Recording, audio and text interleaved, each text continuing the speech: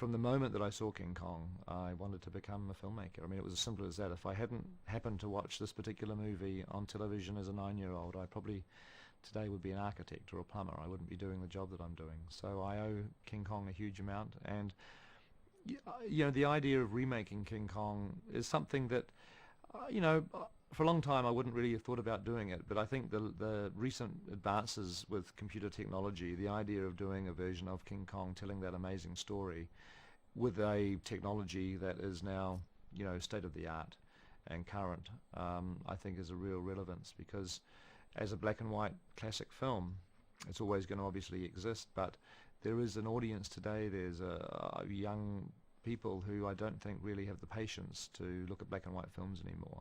I first became aware of Michel Ancel's work last Christmas, actually, because I had a wonderful time playing one of his earlier games, Beyond Good and Evil, which was the most wonderful adventure game. It was imaginative, there were great characters, and I thought that Michel has just a great storytelling skill in making you so involved in the game as a player that you actually become emotionally attached to the characters that you're playing with. I was able to play Beyond Good and Evil endlessly, from one end of the game to the other. I think it took me 3 or 4 days to get through it, and I just had a great time. And I thought, wow, if somebody this imaginative can take that story and actually get me so involved in it, this is the sort of person I'd love to work with on King Kong.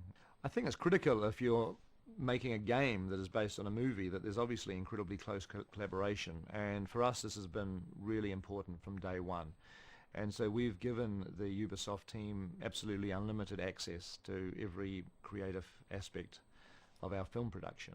They've come down here for meetings during pre-production, looked at our artwork. They've visited New Zealand while we've been shooting. We've opened up the doors of our art department, of Weta Digital, Weta Workshop, all of the design departments. We really want the game to be an absolute close brother or sister to the film. We want the two to feel like they belong in the same universe, that they come from the same creative point of view. And so we have felt that that was critical. We didn't want the jungles of Skull Island in the game to feel like a completely different jungle to the movie jungle. We wanted there to be a synergy, a creative synergy, thematic. We wanted you to feel that when you pick up this game and play it, that in some respects you're reliving part of the movie, and in fact you're expanding on the movie. We've shared every aspect of the designs of the film, not just the jungles, but with the dinosaurs, and obviously the main title character, King Kong himself. From the very beginning we've collaborated with Ubisoft and shown them all of our concept designs, even as the designs have been developing and evolving and changing as they have during the course of the production. So the dinosaurs of Skull Island, King Kong, they're going to be exactly the same in the game as in the film. In fact, what's exciting is that the game in some respects expands upon the film, because we designed a whole lot of creatures for Skull Island, and yet when it came time to do the movie, we could only put obviously a limited amount of dinosaurs into the film or into the background jungles, and so we gave Ubisoft all of our conceptual art, and so they've actually been able to put our dinosaurs that we couldn't fit into the movie into the game. So the Skull Island jungles of the game are actually more populated than the film, and yet they are designed by the same people that designed the creatures in the film. So there's that wonderful expansion that the game can do beyond what the film actually can achieve in the limited screen time that you have. A game obviously is a much broader, wider experience. I wanted the game to be able to take the audience a little bit further than what the film could, and so we explored different aspects of how you'd actually play the game. Obviously one of the main decisions is what character are you playing, and the obvious human character is Jack, who is Adrien Brody's character. He's the lead heroic character in the film. But we also thought very early on that it would be interesting to structure the game in a very similar way to the film, which basically intercuts between Anne and Kong and Jack and the sailors who are pursuing them. I mean, the film jumps backwards and forwards between these two storylines until they intersect.